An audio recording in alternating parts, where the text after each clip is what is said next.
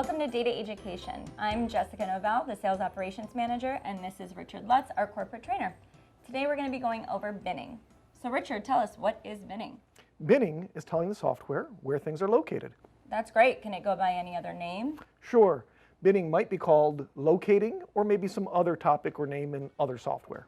Great. And what are some reasons that people would want to be binning their items? Binning is critical to running a successful pawn shop. Locating things, keeping organization, absolutely vital.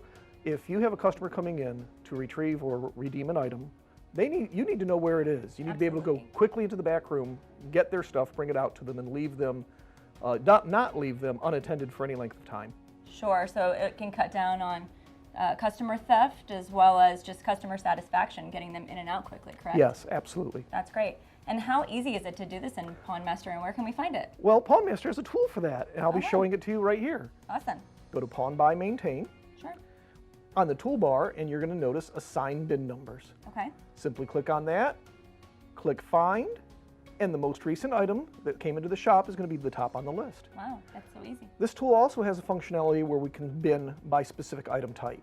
So if you simply want to bin all of the jewelry at one time, you know it's all going into the safe. It makes it very easy to bin all those like items at once. Wow, that's really simple. I'm glad you got to show it to us. Can you tell us how that would differentiate us from other programs out there? Sure.